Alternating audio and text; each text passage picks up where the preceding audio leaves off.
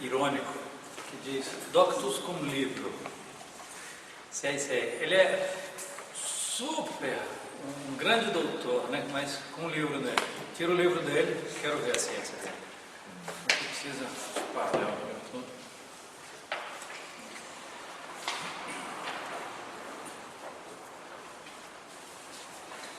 Então,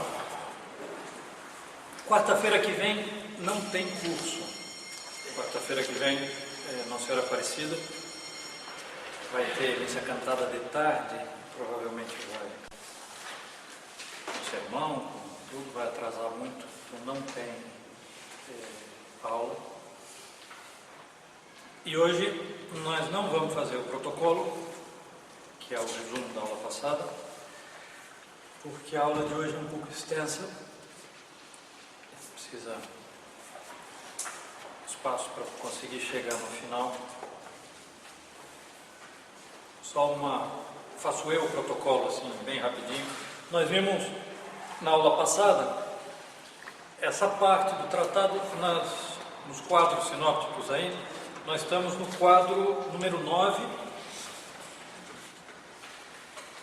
Essas folhinhas, esses quadros sinópticos são os tratados da segunda parte da Suma Teológica, a parte moral.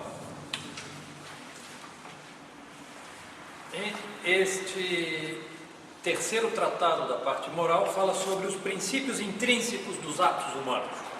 E nós vimos na aula passada o que é qual é a estrutura da alma, as potências da alma, as potências da parte superior da alma, inteligência e vontade, as potências da parte inferior, os sentidos internos, os sentidos externos, as potências apetitivas, o irascível e o concupiscível, toda a estrutura da alma. Vemos também um tema muito importante, que são esses movimentos da alma humana. Isso foi a aula anterior, as paixões.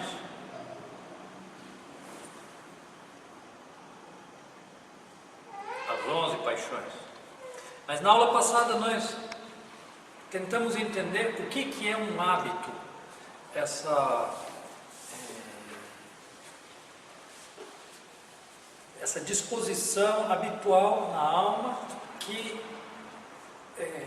de certo modo, faz uma adaptação entre a potência e o ato concreto. E aí nós demos várias voltas nessas noções, e nós dizíamos que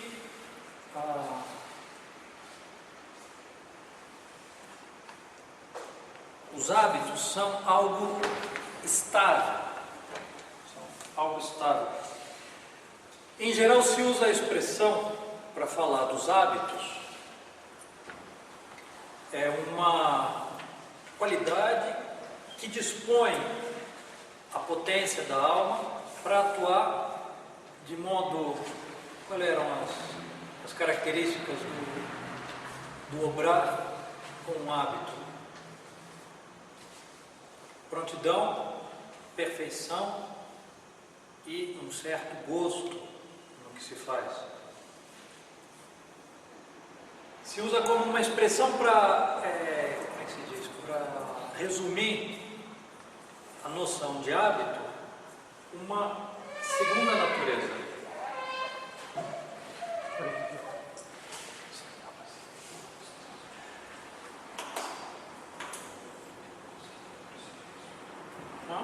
Não tem uma luz, não tem mais uma luz aí?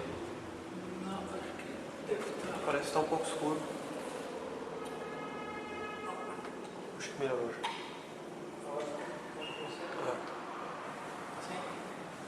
Está ficando muito escuro o seu rosto. O hábito é uma segunda natureza. Ou seja, nós temos a alma, as potências da alma, nas potências o hábito, que dispõe, como se diz? indispõe a palavra exata, que faz uma certa adaptação entre a potência e o ato. Ora, de certo modo, os hábitos podem mudar muito. As almas são muito diferentes umas das outras. Se eu for olhar um santo e um homem profundamente marcado pelo vício, nós podíamos até duvidar que são da mesma natureza, que têm a mesma natureza humana. Às vezes é tal a distância entre esses homens, não sei, se você comparar São Luís, rei de França, com Stalin, você diz, será que eram da mesma natureza? Será que a gente pode dizer que eram da mesma natureza? De fato, o hábito dispõe de tal modo que é como se essa potência tivesse uma natureza diferente da outra. Há uma adaptação própria, que é chamada uma segunda natureza. Hoje, nós vamos dar um passo a mais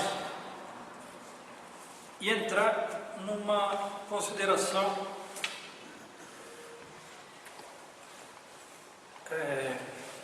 moral. Nós dissemos, aí está no quadro, no quadro humano, sobre os hábitos. Segundo ponto, especificamente, segundo ponto, aí a gente vai ver os hábitos bons, ou as virtudes, os hábitos maus, ou os vícios. Virtude, então, em latim a palavra virtus, que significa força,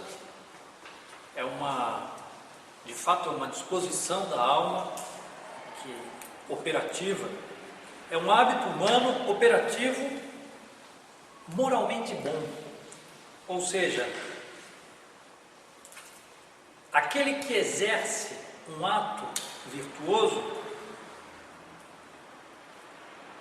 faz um ato bom e não é possível usar mal.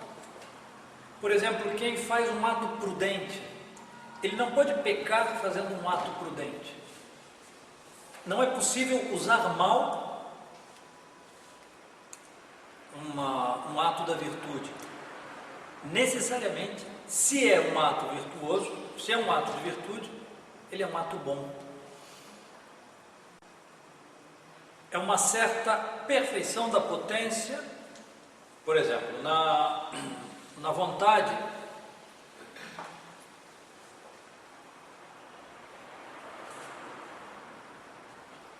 Uma pessoa que é justa,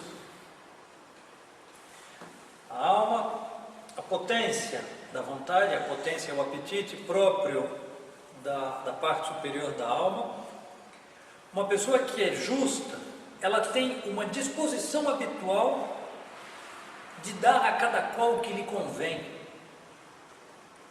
Encontrar um homem justo é uma coisa raríssima, uma coisa... Porque nós podemos fazer atos justos, mas a justiça é essa disposição que põe a minha vontade em direção. Normalmente nós somos completamente subjetivos na apreciação das coisas, e tomamos a medida das coisas de nós mesmos.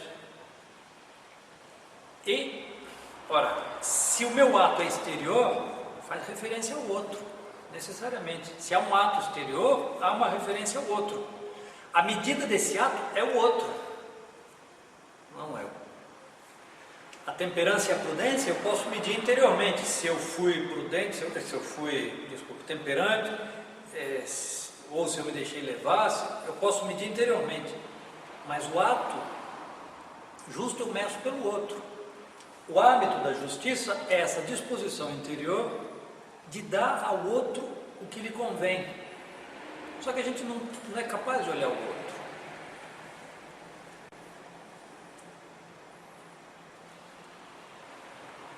A virtude, então, é essa perfeição, é um hábito, mas que dispõe a potência em conformidade com a sua natureza, com as coisas, objetivamente o que as coisas são, com a realidade, com a verdade, em ordem ao seu ato próprio. Então nós vamos ter toda uma estrutura enorme, conforme a alma humana. Cada potência, cada parte da alma vai ter então um hábito que o dispõe em ordem a que ele realize o seu ato próprio retamente, conforme a verdade, conforme a realidade.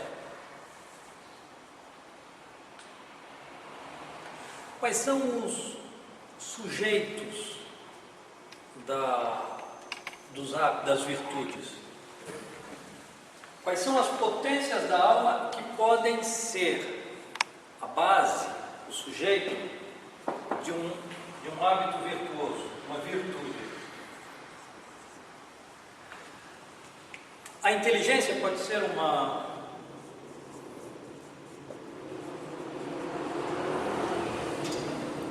ela pode ser sujeito de uma virtude? Sim. Que ainda mais, que ainda menos, sim. Vamos fazer de novo a definição de virtude aqui. A gente pode dizer até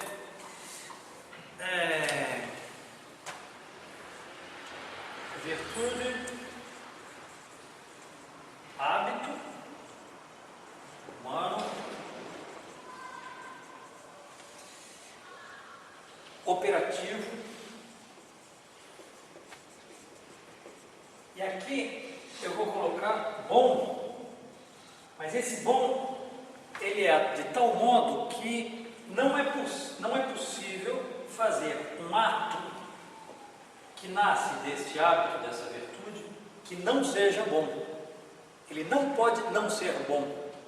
Eu não posso fazer um ato justo que não seja bom. Em latim, São Tomás diz: qua recte vivitur et qua nullus male utitur. Pelo qual se vive retamente. O ato da vida própria humana, realizado por essa potência, especificado por esse hábito que realizou o seu ato, é reto. Há uma retidão, há uma conformidade com a própria natureza. Recte vivitur, se vive retamente e não pode ser usado male. Mamente se diz? Boamente e mamente. Malmente? Não. De forma malamente. Maléfica, mas aí vem de malefício, não? Vocês entenderam, né? O que eu quero dizer é que necessariamente é um ato bom. Ora, um ato justo pode ser imprudente? Não pode ser imprudente. Então todo ato que tem uma virtude, no fundo contém pedacinhos das outras. Certamente. As virtudes são todas conexas. Agora, aplicando esta definição, os hábitos intelectuais que olham a inteligência em si mesma podem ser usados mamente. Por exemplo, os três hábitos, as três virtudes da inteligência consideradas em si mesma. É o que a gente chama o intelectus, que é o conhecimento dos princípios, a ciência e a sabedoria. É possível ter o conhecimento dos primeiros princípios, claramente, e obrar obrar não retamente, obrar moralmente. Eu não estou sabendo usar o advérbio. Kate, me ajuda. Como que Como que usa? Atuar perversamente, maldosamente. Mas maldosamente dá a impressão que moralmente má, que seja um pecado. Eu posso ter ciência e cometer, até fundado na ciência, um ato mau. Eu posso até chegar ao conhecimento da sabedoria, ser um metafísico. Eu posso até conhecer a teologia, que é a sabedoria revelada, e cometer um pecado, apoiado, sem que isso não implica necessariamente um ato bom. Portanto, as virtudes intelectuais consideradas em si mesmo não são virtudes simplíciter, elas são virtudes de certo modo. A expressão que se usa é secundum quid, em certo aspecto. Mas conhecer tudo sobre um assunto, ou conhecer muito sobre um assunto, não acaba predispondo a alma? Predispõe, mas é possível conhecer e não atuar corretamente. É possível. É possível, por exemplo, ter ciência e ser orgulhoso em razão da ciência. É possível ser um metafísico e ter uma visão profunda das causas primeiras da realidade e ser um homem imprudente. É possível. Agora, não é possível fazer um ato prudente que seja mau. Não é possível.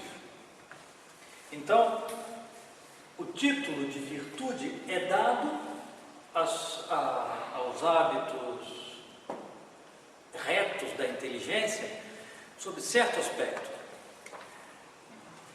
São certamente o princípio das virtudes morais, as virtudes intelectuais.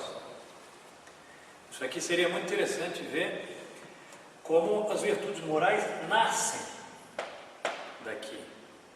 No entanto, é possível que se dê essa virtude sem a sua consequência, que seria normal, como você diz, predispõe, mas é possível que não esteja.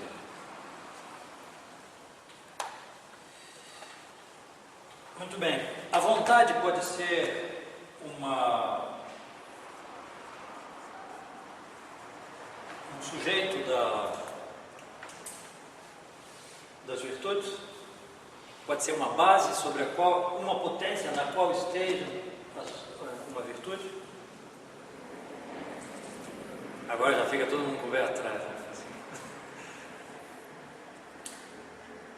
Sim.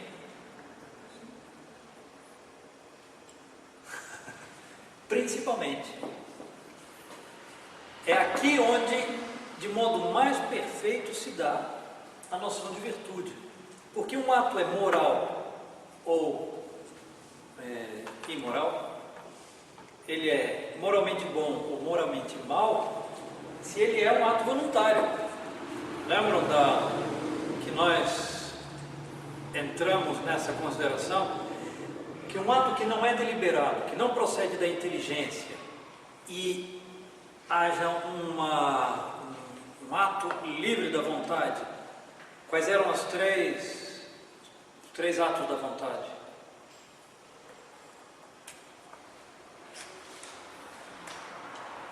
É isso. Mário, os três atos da vontade. É isso, meus alunos. Eleição, sentimento. Isso. Eleição, Sentimento e uso. E uso. O ato próprio da vontade é o que a gente diz eleição. Quando diz quero, eu escolho, eu elijo. Cada vez eu estou pior. É um ato da vontade. O consentimento é quando a vontade é solicitada, quando a vontade, uma paixão, por exemplo, solicita o consentimento da vontade.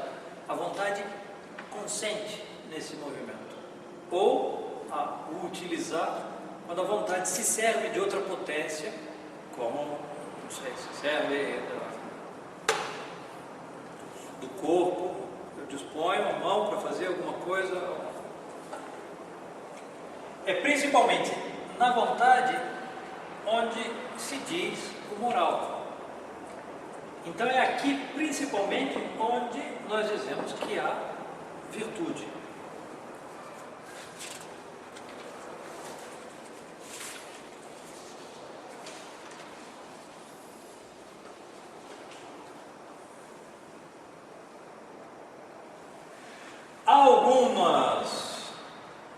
Há alguns atos, desculpe, os hábitos então virtuosos que residem na inteligência, que tem a inteligência quando faz referência e necessita um ato da vontade, então podem ser chamados virtude propriamente, que são dois atos da inteligência que depende da vontade para o seu ato, que é o ato de fé e a prudência. Aqui o intelecto especulativo e aqui o intelecto prático. Um ato de fé é um ato moralmente bom, porque o ato de fé necessita um movimento da vontade. É um consentimento da inteligência, mas é um consentimento. Eu posso não crer. Eu posso querer não crer e não consentir no ato da fé. Eu posso recusar o ato da fé. A prudência é também um conhecimento, reside na inteligência, mas é um conhecimento operativo. É um conhecimento do intelecto prático, a reta razão do que deve ser feito. E depende da vontade no seu obrar. Então, essas duas virtudes, apesar de serem virtudes intelectuais, se dizem virtudes propriamente ditas, porque dependem no seu próprio ato da vontade. São voluntárias, por dizer assim. Esse F com maiúsculo é um F de fé verdadeira ou é fé? Pode ser, de fato, as duas. Tanto fé humana como fé sobrenatural dependem do ato da vontade. Mas, como fé humana, seria uma aptidão para acreditar, seria uma Como fé humana, eu posso... o ato de fé humana... Ser dócil à verdade, é uma docilidade exatamente, uma docilidade a um mestre verdadeiro, a um mestre veraz.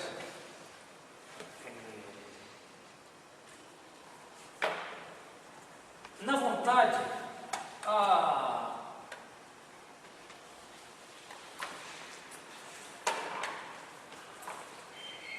nós vamos ter, principalmente, a virtude principal moral na vontade é a virtude da justiça.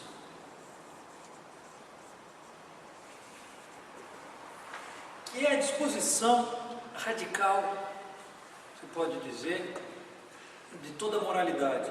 Na Sagrada Escritura se chama um homem bom, santo, se diz um justo.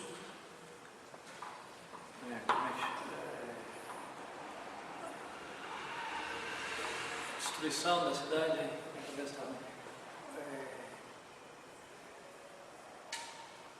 Deus diz que vai destruir a Sodoma, mas não destruiria se encontrassem lá 50 justos. A palavra aqui na Sagrada Escritura é usada um justo. É um homem quase integralmente bom.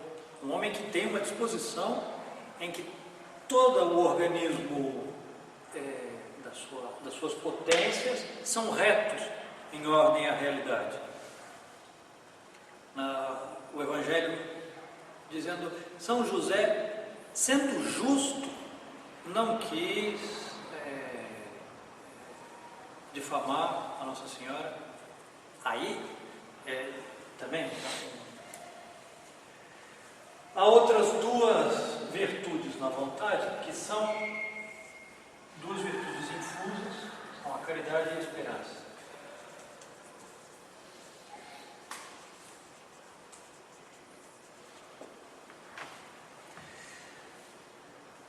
Aqui nós estamos vendo só os sujeitos das potências, das virtudes. Passando então para a parte inferior da alma. Quais são as potências apreensivas, como a inteligência, da parte sensível da alma?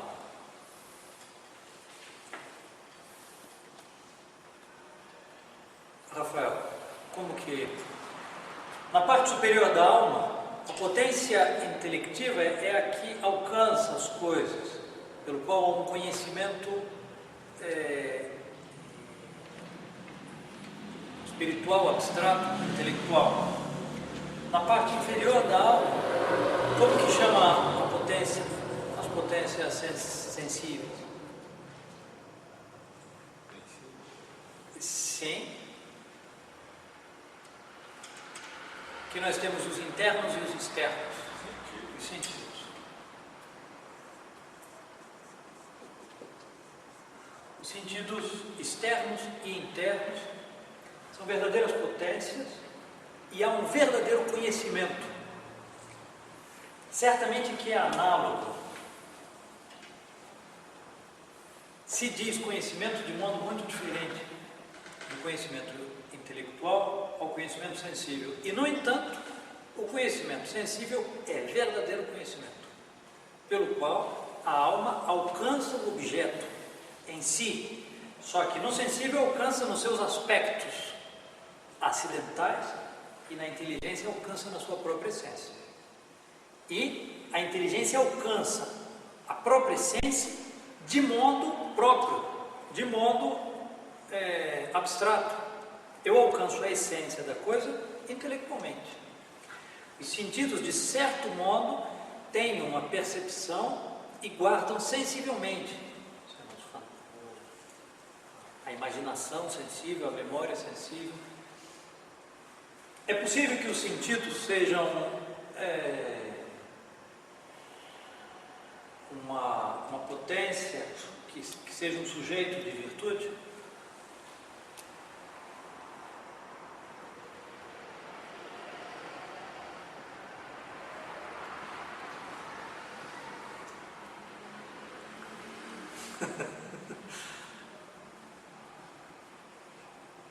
Não, os sentidos não podem, de modo algum. Os sentidos são, de certo modo, um conhecimento e no homem fazem referência, são como uma preparação ao conhecimento intelectual. O homem conhece intelectualmente a partir dos sentidos.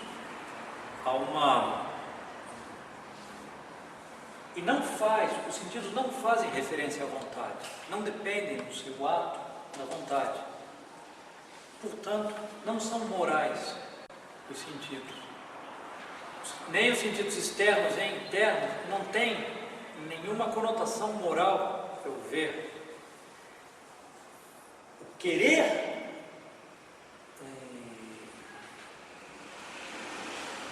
aí sim, mas o próprio ver, o próprio sentir, não tem nenhuma conotação moral, portanto não pode ser um sujeito de virtude. Qual é o correspondente da vontade na alma, na parte sensível da alma? A gente não tem um nome, os nomes são confusos nessa parte aqui. Nós colocamos apetite sensível, que tem duas partes, podemos dizer.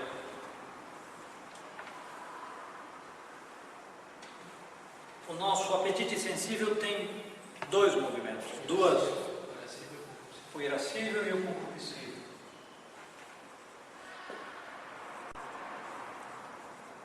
que são isso? Irascível e concupiscível.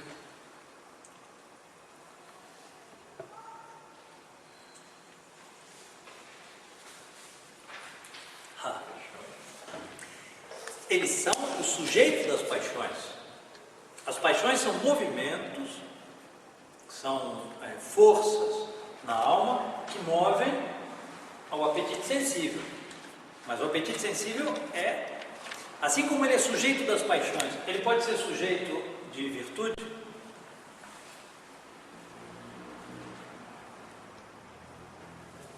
Não. Não. Mário, o que você acha? Ah? De certo modo, sim. Não direto. Em si mesmo, não. Mas enquanto ele é movido pela vontade, sim. Enquanto a vontade impõe a ordem da inteligência a essas potências, elas podem ter um hábito que as retifica em ordem ao seu ato próprio, de modo reto, de tal modo que no irascível, o hábito, a virtude que o retifica é a fortaleza.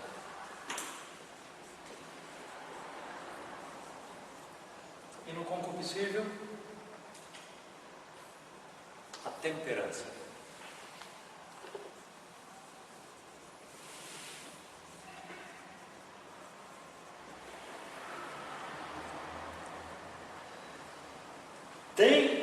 A fortaleza é uma virtude que predispõe o irascível, movido pela vontade, que impõe a ratio, o conhecimento do reto. Por exemplo, um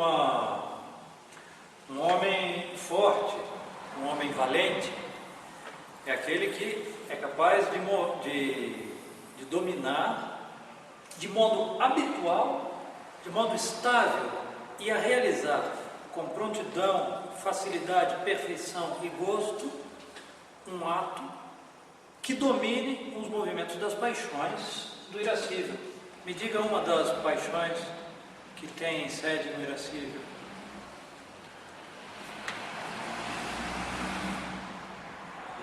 A ira, por exemplo. Um homem manso, habitualmente manso, por virtude manso, ele impõe, certamente, a vontade exerce um domínio sobre o irascível, mas o próprio irascível dele tem uma retidão em ordem ao seu objeto, a não ser movido desordenadamente pela ira. É um ato de mansidão irar-se moderadamente, conforme a razão. Às vezes é preciso, às vezes é necessário. No caso que eu explicava, quando a esposa manda o marido assim, vai lá e briga. Você tem que... Aí o marido olha, considera, tem razão, é conforme a realidade das coisas. Faz um ato de decisão. Aqui é quase, não é uma eleição, é quase um consentimento. A gente, tá bom, sim, querida, sim. E dispõe a mover-se, a irar-se, movido pela virtude da fortaleza.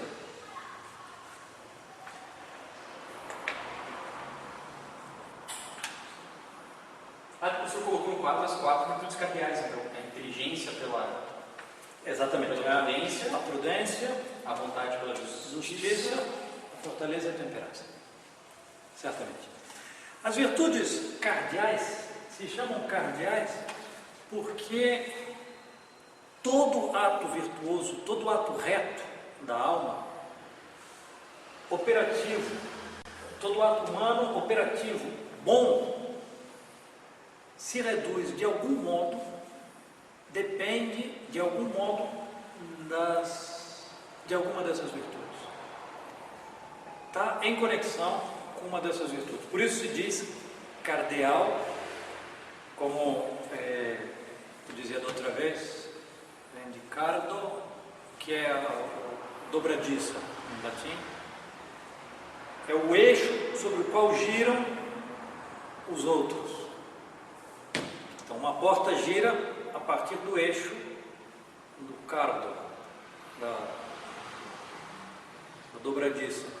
Por isso se diz em virtudes cardeais.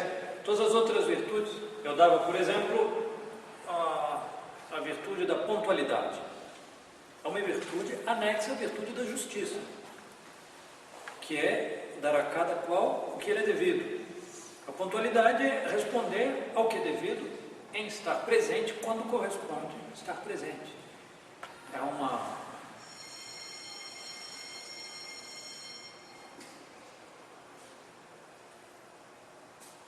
As virtudes, então, nós podemos dividir, para continuar nossa visão geral aqui, delas, em virtudes intelectuais, e nós dividimos as intelectuais em secundum quid e as simpliciter.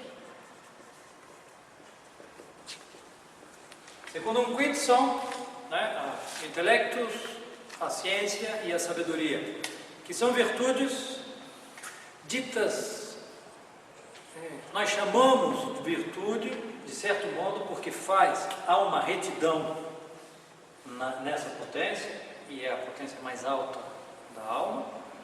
No entanto, elas não têm uma conotação moral, necessariamente. Podem ter, mas podem não ter, ou podem estar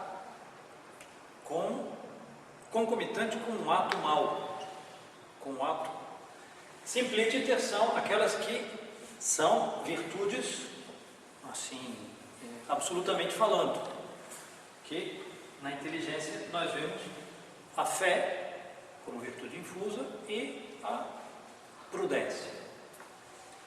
As virtudes intelectuais, as virtudes morais. Aqui há uma certa dificuldade, porque as virtudes morais ou cardeais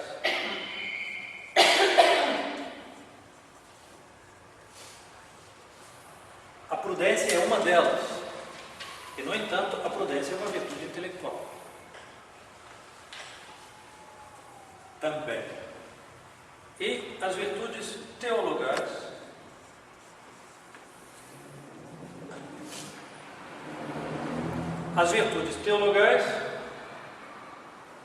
a fé tem como sujeito a inteligência, e a esperança e a caridade tem sujeito a vontade. Mas elas se chamam teologais e são um capítulo à parte das virtudes, porque elas são necessariamente infusas por Deus e têm como objeto próprio dessas virtudes, desse apaguei o esqueminha aqui, o objeto próprio é a Deus mesmo. É um ato que o ato alcança a Deus mesmo. Nós vamos depois considerar estudar de modo particular a estrutura de cada uma das 3 virtudes teologais e das 4 cardeais.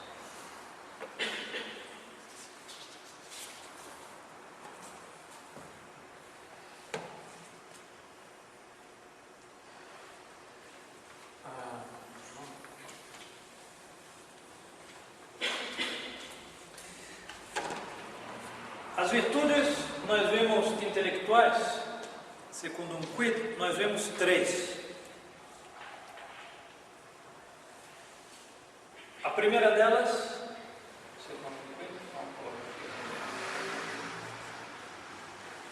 qual era a primeira das virtudes intelectuais? Intelectos.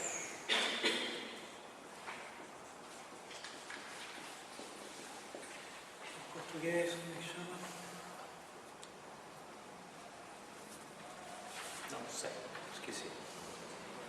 Que é o conhecimento dos primeiros princípios, que é o hábito da inteligência pelo qual conhece os primeiros princípios, os princípios evidentes. Este hábito, esta virtude, é uma virtude natural e não adquirida. Se o homem não tem nenhum obstáculo,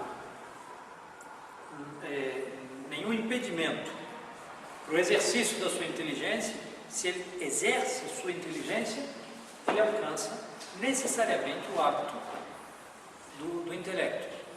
Não é possível pensar, falar, exercer algum ato da inteligência sem ter esse hábito do intelecto. Por exemplo, é a percepção dos princípios intelectuais evidentes. O que é, o que não é, não é. Sim. A parte é menor que o todo. Eu não preciso. Se eu entendo o que significa parte e entendo o que significa todo, eu entendo esse princípio evidente que necessariamente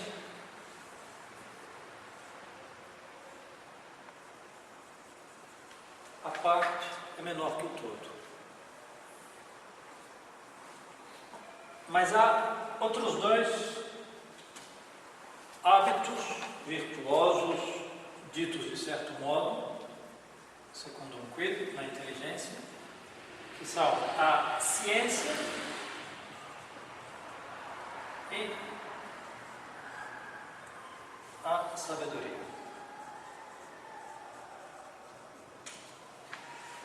O intelectus é do evidente.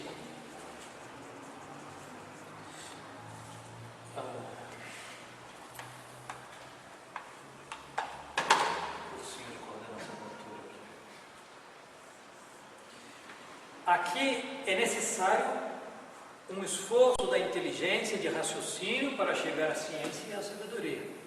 É necessário, ele não é do evidente, do simples, mas se alcança por um esforço da razão.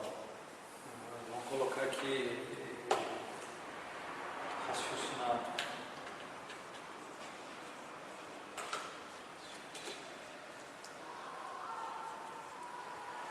A ciência, o que é a ciência? Quem sabe me dizer o que é ciência? Você não vai.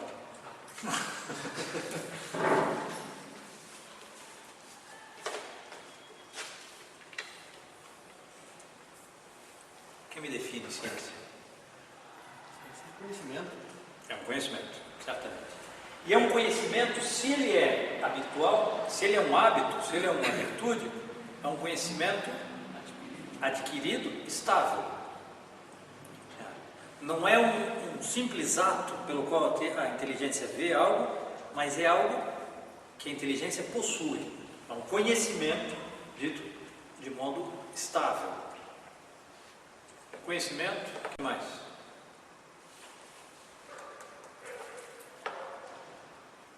Conhecimento certo pelas causas. É um conhecimento, está na inteligência, é habitual, é um conhecimento certo, quer dizer, a inteligência conhece com propriedade e conhece pelas causas. Por exemplo, o conhecimento de um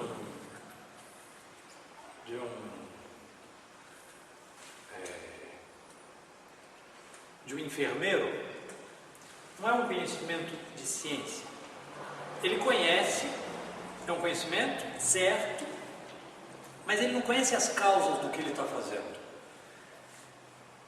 É um conhecimento de quase uma arte, é uma prática, é um conhecimento em ordem prático, mas ele não entende o porquê do que é feito. Talvez ele faça até melhor do que um médico. Trocar uma coisa, suturar, se diz? Ou passar não sei o que, sei lá. Toda a prática médica é possível que o enfermeiro saiba, só que ele não entende a razão pela qual se faz. O médico conhece isso e conhece a causa disso. Aí se pode dizer ciência. Agora, as ciências são o conhecimento certo pelas causas de certo gênero particular das coisas, da realidade. A sabedoria, em diferença da ciência, a sabedoria é um conhecimento certo pelas causas primeiras, pelas causas mais altas. As ciências são múltiplas, a sabedoria é una. As ciências se estendem conforme o gênero de conhecimentos a qual a inteligência pode se dedicar. A sabedoria é o conhecimento dos princípios da realidade mais altos que iluminam todas as ciências, pelos quais se entendem todas as ciências. Padre, posso Sim. voltar no intelecto aqui? Sim. O intelecto diz que todo homem, se não houver impedimento, tem Esse hábito, sim.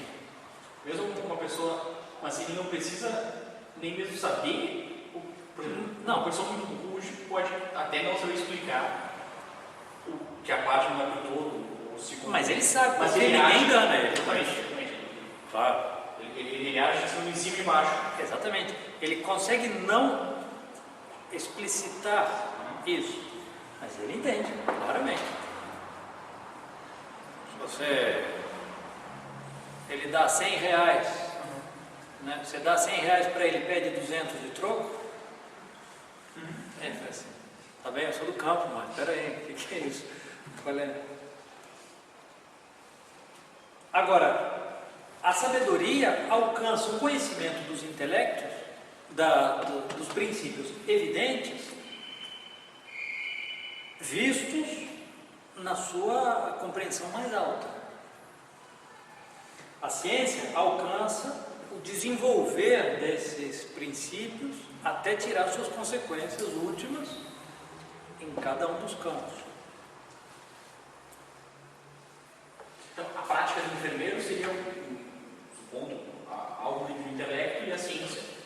Não, na verdade, seria algo que nós colocamos à parte e que, em verdade, eu não colocaria aqui, mas seria um quarto ponto fora aqui, que é a ars,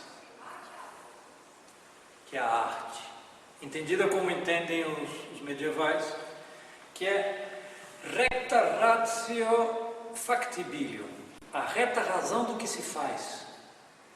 É o fazer conforme uma ideia conhecida, com um conhecimento de algo. Então, o saber de um enfermeiro está nesse campo aqui.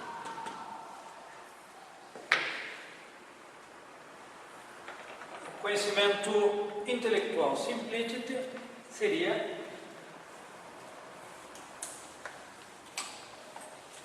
principalmente, né, a fé e a prudência. A fé, uma virtude teologal, e a prudência, uma virtude cardial.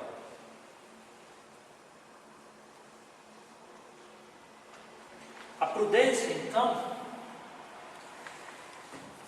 ela é curioso, comparando com a arte. Vamos colocar aqui a arte. A arte, nós dissemos que é a recta ratio factibilium.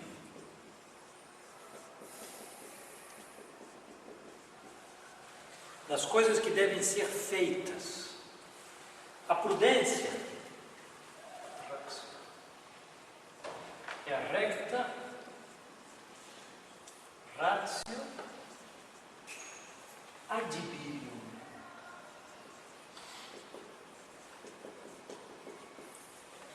Do obrar, assim, do que eu devo agir.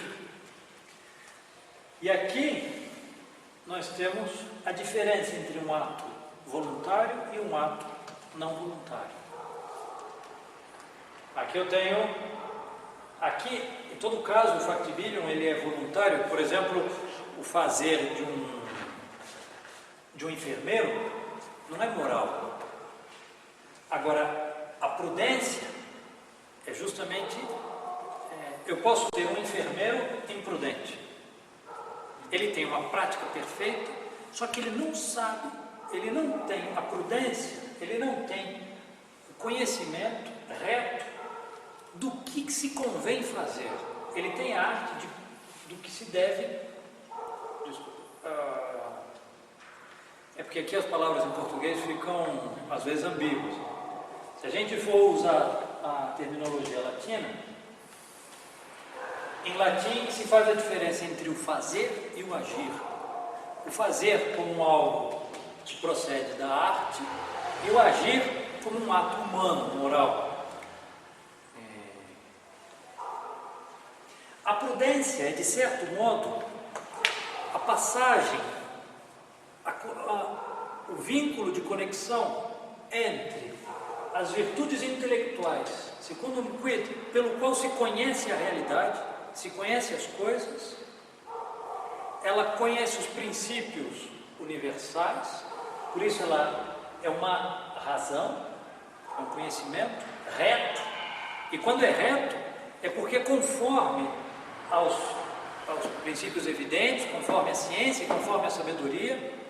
Portanto, a prudência supõe a sabedoria e a ciência e o intelecto, e ela consegue iluminar o ato concreto que eu tenho diante.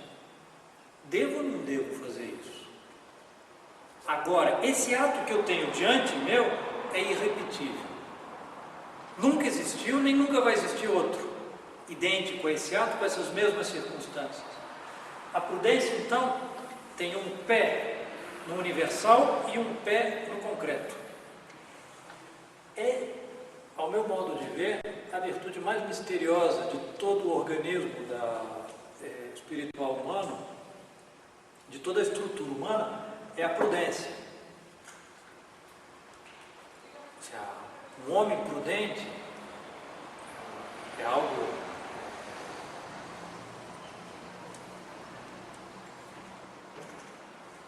e, em geral, a gente, na linguagem habitual, moderna, fruto de uma sociedade decadente e nominalista, prudente é um homem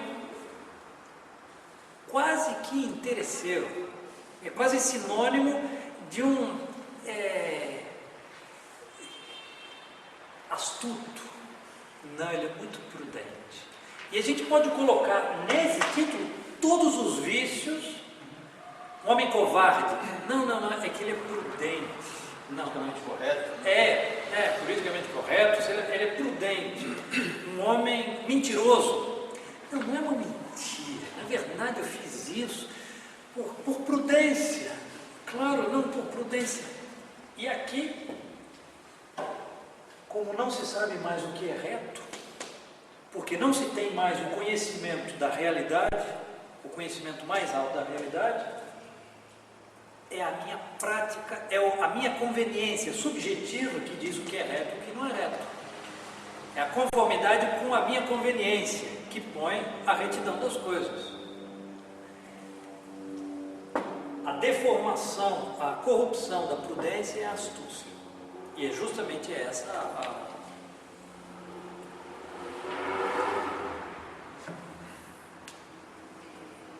o que a gente vê hoje. As virtudes morais, portanto, têm a prudência como a sua porta de início, de origem, e as virtudes morais não se podem dar sem a prudência e, portanto, sem as virtudes intelectuais.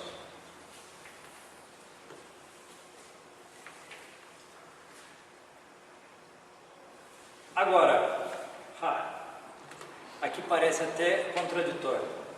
A prudência, ao mesmo tempo, não pode dar-se sem as virtudes morais. Se eu não sou justo, não é possível ser prudente. Aqui tem uma aparente contradição, não dá tempo de a gente olhar, mas vai ser interessante quando nós estudarmos especificamente a prudência, ver a relação dela com a justiça, e aí nós vamos ver que é preciso primeiro ter uma certa retidão da vontade de fazer o que é certo, o que é reto, né? Essa disposição primeira, assim como a gente tem o intelectus, que é o conhecimento dos primeiros princípios intelectuais, a gente tem na vontade um primeiro movimento que é querer o bem, querer fazer o bem e evitar o mal. É uma disposição radical, básica da vontade, que é necessária essa disposição para que eu possa ser prudente. É um dos elementos da prudência. Porque a prudência, quando olha esses grandes princípios e volta a olhar o concreto, o fato de que ela deve fazer o bem e evitar o mal é uma guia necessária para a prudência atuar. Agora, o que é o bem e o que é o mal, neste caso concreto, é a prudência que diz, e não a justiça. A justiça não é capaz de determinar concretamente. Ela tem a retidão, é necessário, então, que a prudência retifique. Mas não se assustem, nós vamos depois olhar cada uma dessas virtudes na sua constituição. A gente está só tendo uma visão geral. As virtudes teologais, inspirada e infusa.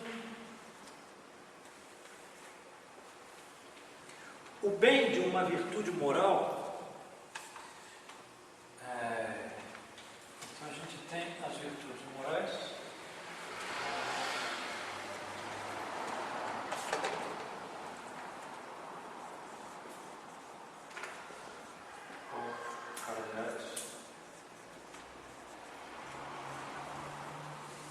o bem das virtudes morais consiste na sua adequação à medida da razão. Nós vemos que a prudência, que é a que ilumina as virtudes morais, é a reta razão do agir, para manter a terminologia que a gente usou. Ora, a justiça, por exemplo, é necessário que ela seja informada pela prudência e conformar o seu ato justo com o que é reto, dar a cada qual o que lhe é devido. Ora, o que lhe é devido supõe a retidão do conhecimento.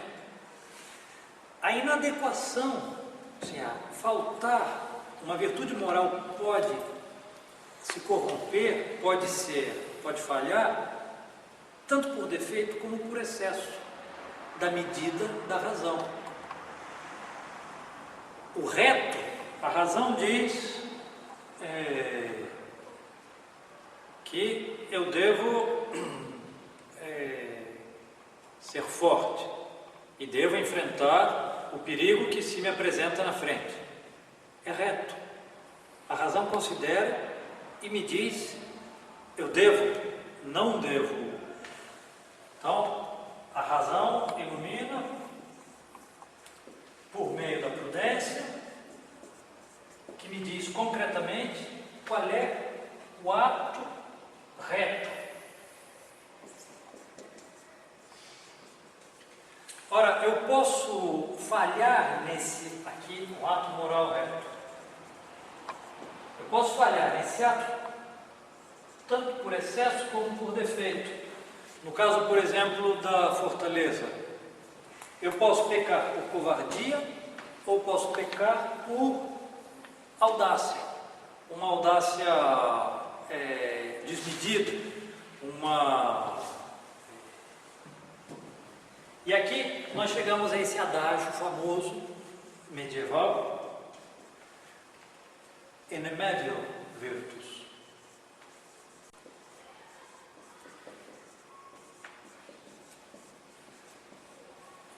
A virtude está no meio. Agora, é um meio de perfeição, não um meio de mediocridade. Eu tenho que pagar R$100, mas como eu sou muito virtuoso, eu vou pagar só o meio, nem 0 nem 100, vou pagar 50. Não. O meio reto é o que corresponde à razão. Eu vou ser justo se eu der o que lhe convém. Então, essa é a medida do reto. E eu posso pecar por excesso ou por defeito. Eu posso não pagar o que eu devo, ou eu posso esbanjar o dinheiro que eu não deveria esbanjar. Eu posso pecar por avarícia ou por prodigalidade.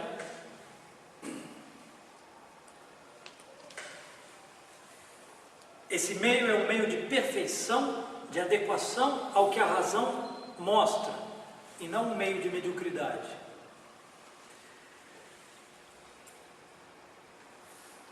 As virtudes teologais não têm esse meio, só as virtudes morais.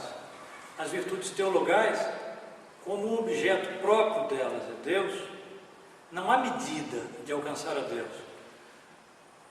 Santo Agostinho, que tinha uma frase famosa: a medida de amar a Deus é amar a Deus sem medida. Certo? Na virtude teologal. Agora, os atos com os quais eu honro a Deus são atos que respondem à virtude da justiça. Portanto, há uma medida. Eu não posso passar 24 horas em oração, porque é imprudente. É contra a medida da prudência. Mas isso não diminui. Eu não posso dizer, não, eu vou amar a Deus moderadamente. Não tem moderadamente. Não tem um meio termo nas virtudes teologais. Esse meio termo, em medio virtus, é para as virtudes morais. Nós vamos deixar aqui, e na aula que vem, que não é a quarta-feira que vem, é na outra, nós vamos ver os vícios, a corrupção de cada uma dessas. Nós vamos tentar armar o quadro geral da estrutura da alma, as virtudes correspondentes, e tentar chegar nos vícios de corrupção por excesso e por defeito de cada uma das virtudes. Não sei se tinha alguma dúvida, alguma objeção. Juliano. O senhor disse das virtudes cardeais que o senhor citou, por exemplo, a pontualidade, por exemplo, que ela é em relação à virtude da justiça. Uma virtude anexa à virtude então, da justiça. a justiça, a pontualidade é uma virtude propriamente dita, ou ela só se chama virtude por analogia? Ela tem um objeto próprio, que é dar ao próximo o que lhe corresponde na minha presença na hora marcada, por dizer de algum modo. Essa especificação do objeto consegue fazer que seja uma virtude específica, mas ela não deixa de ser ela não deixa de ser chamada justiça. Eu posso falar da justiça a secas, um ato da justiça, especificamente, e posso falar das virtudes anexas, que também são virtudes particulares, mas pertencem à virtude da justiça. Então ela tem os seus atos próprios e ela se estende em outras virtudes. Por isso que ela é cardeal. As virtudes cardeais são cardeais justamente porque elas se desdobram em outras. Mas não é uma virtude específica. Se eu me atraso, eu tenho um compromisso, se eu me atraso para salvar alguém na rua, porque a prudência exigiu que eu ajudasse alguém, eu vou estar sendo pontual com quem marcou comigo. Eu faço um ato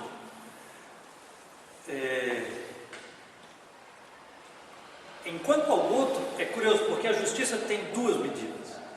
Ela é medida, o ato é medido pelo meu dever ao outro, mas a minha virtude é medida pela retidão da vontade.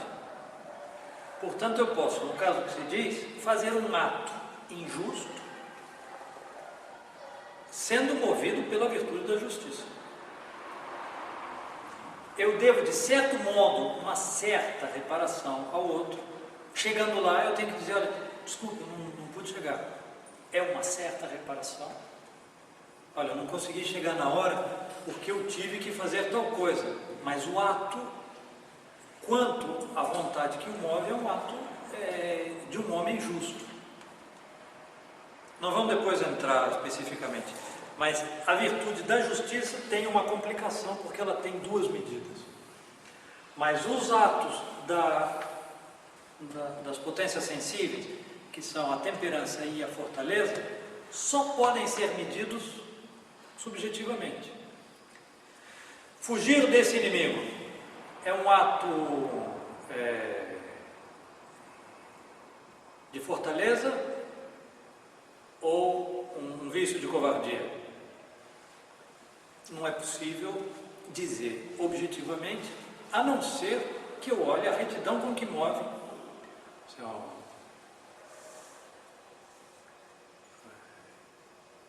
Pode ser que seja um ato de valor e de fortaleza, sair correndo na direção contrária.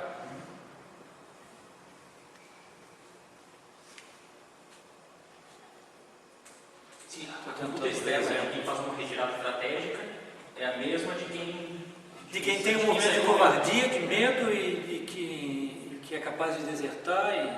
Exatamente.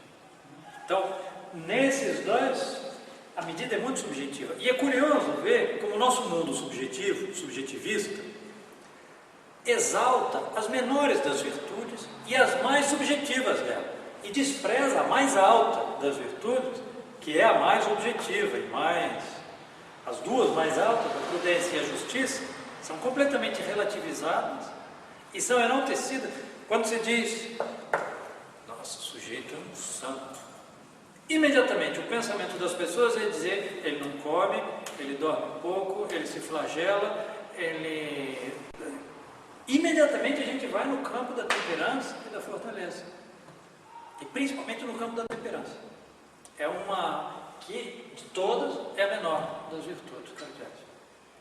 Então, é muito sintomático. Bom, vamos rezar então.